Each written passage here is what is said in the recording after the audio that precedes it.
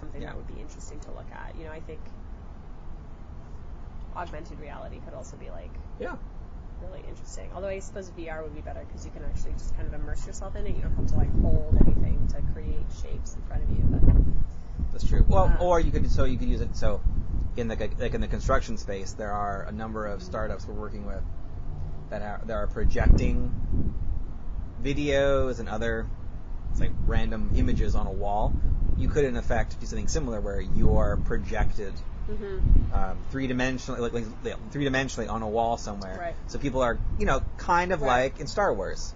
Like that technology exists. They could three-dimensionally project you, and you could chat with the audience in a similar kind of way, and they could see your mannerisms, see how you're describing things, and then you'll just be whatever in a studio somewhere.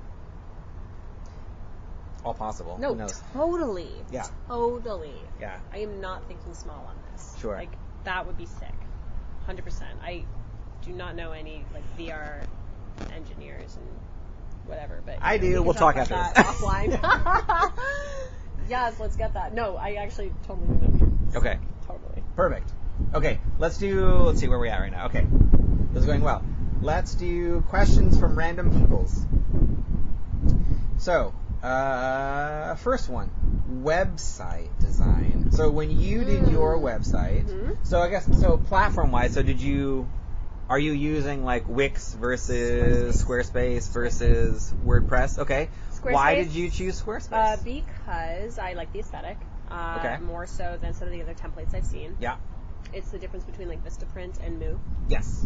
Personally, my opinion. I think, I will say the functionality of Squarespace is less flexible, which is at times very annoying. But, to me, aesthetic is very important. That's unsurprising as a dancer. So that's why I chose Squarespace. I house all of my domains through Google, through G Suite. Oh, okay. So I use Squarespace strictly as a hosting platform, as opposed to the registration and ownership of the of the actual space. Yeah. Now, why did you choose G Suite versus GoDaddy? Because I wanted to have as much of a conglomerate situation as possible. I didn't want disparate things all over the place. I already used Gmail. Yep. I have used it historically, and I was going to be using it moving forwards, and I didn't want to have to merge in other things.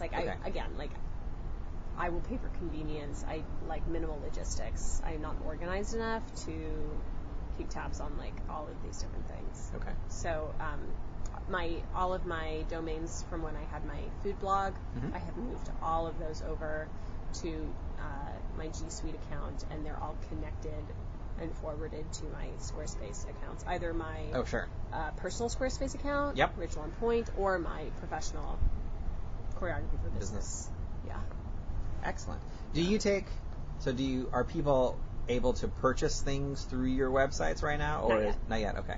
Is that something you're... Yeah, once the app is running, and it will be a subscription-based model. Yep. I guess it doesn't really make sense for them to have to go through the website to buy the subscription, but they'll download the app and go that way. Kind of go through it that way. Yeah. I did consider having a video-based page on my website where it was pay per view. Yeah. Maybe I'll do that. I don't think that's likely. Sure. There's a lot of sites that do that these days. I heard that. Yeah. I mean, they're usually geared toward, say, a different demographic of people. Right. But it exists. It's very possible. This is not on here.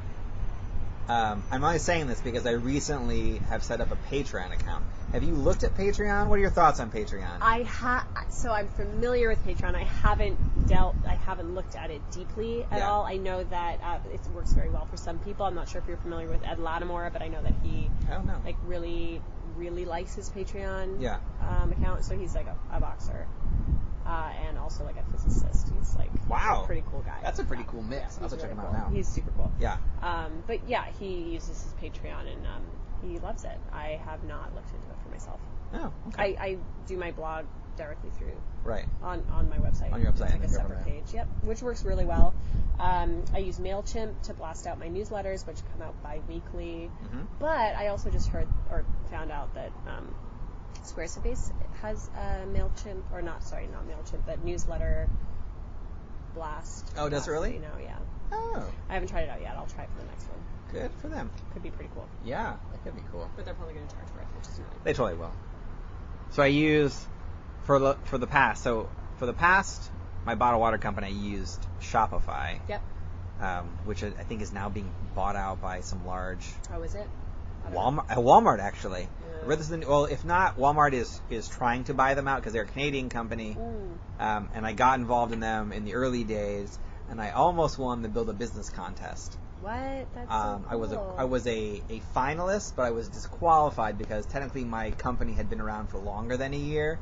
But I totally would have won. I should have gone to Necker Island.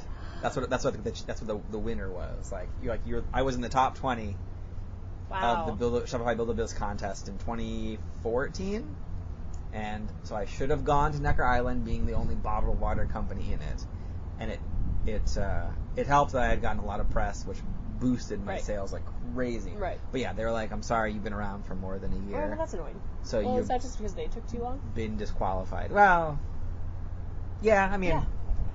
I feel like they should just let it anyway. Like, other companies were not that interesting anyway. Also, I wanted to go to Necker Island for free. It was Tim Ferriss was running it, so it was like hang out with Richard Branson and Tim Ferriss and other people. You would have totally been so good at that. Yeah, that would have been awesome. Oh, that's annoying. Okay, so here we go. First question.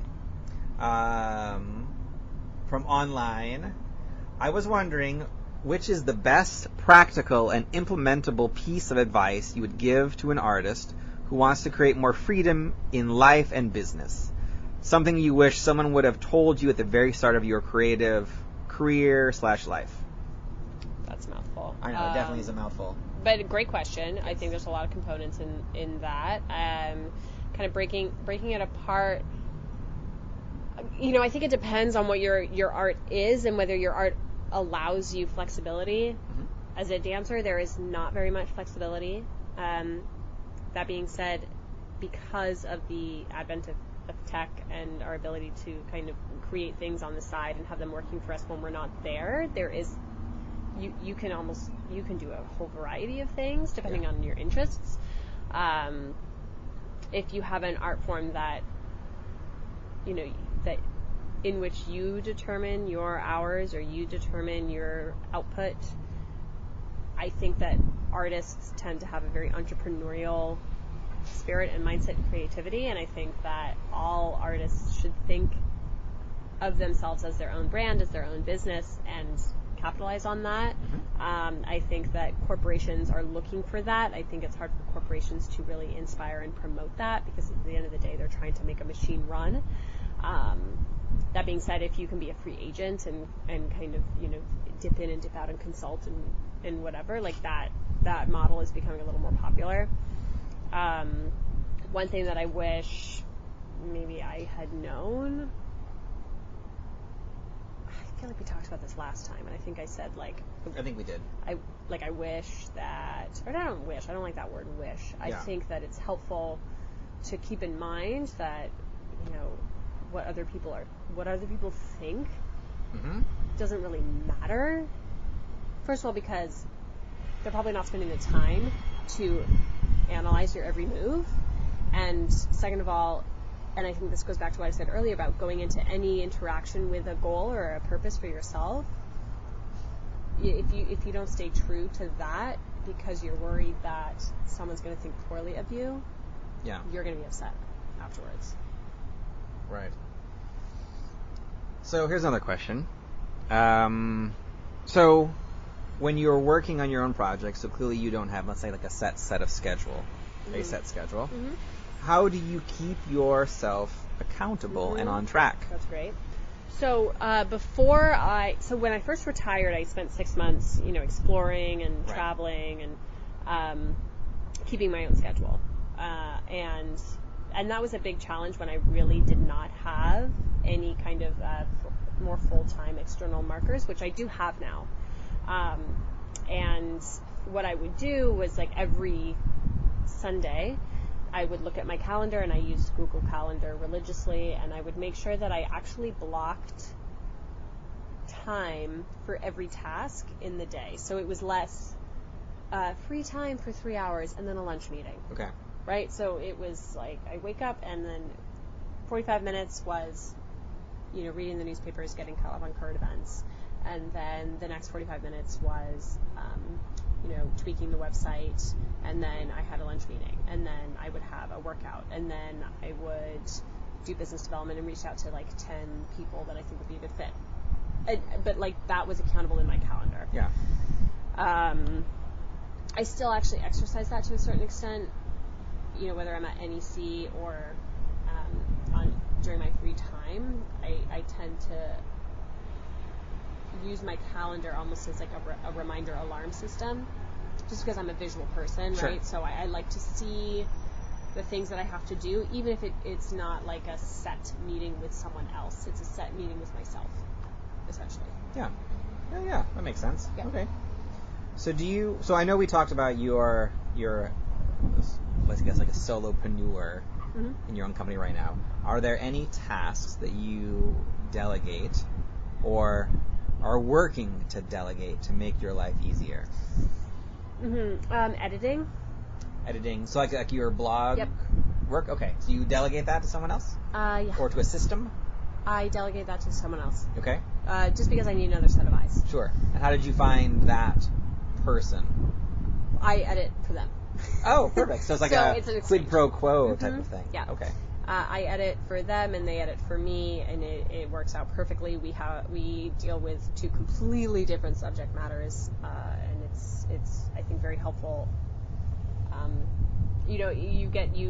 Once you've written something, you start to kind of fill in what you expect it should look like, and then that disallows you to see certain errors or mistakes in logic, right? Because you know what you mean. Yeah. So I do that for editing. The other thing that I have started, so I definitely outsourced the design of my logo, because I am not a designer, and I tried to kind of create my own thing, and it looked completely juvenile and ridiculous. So I outsourced that to a design student. I think if you can leverage talent and training, it's not always going to be the most successful thing, sure. But every now and then, you can be lucky and you can find something very good for not very much money. Okay. Oh, good. Okay, here's another question. Product launches and launches in general. So I know you officially launched your company. Yep. How did you approach that? And also, how do you approach your social media and not be overwhelmed by it? Right, so that's kind of that's a tricky question for me. I never had a big official launch. I actually had clients that were interested before I even founded the LLC. I founded the LLC, and at that point I was able to actually take on these clients. Oh, great, okay. Legally. Okay. And because I have a network of people who are interested as prospective clients, I didn't have to promote any kind of official launch of the business, as in we are open for business. That was just not relevant for me. Okay. That being said, when I did officially launch my website, that was promoted through all of my social media channels, including my personal ones. I've been trying to be a little better about separating my personal social media from my professional business social media. When I was doing a lot of my food writing, it was one and the same, right? Whereas now, I really do want my role in Choreography for Business to be the founder, the visionary, but not the business, right? Again, that's why these tech solutions are interesting to me. Social media and managing it in general, I feel like there are two different ways you can approach this. You can either set up all of your channels all at once and start kind of promoting simultaneously through all the channels. I usually adopt that approach for Choreography for Business. I have not done that. I set up my website first. I set up my email afterwards. I have been using my Instagram and Twitter accounts sporadically. Yeah. Yep. And I actually just recently set up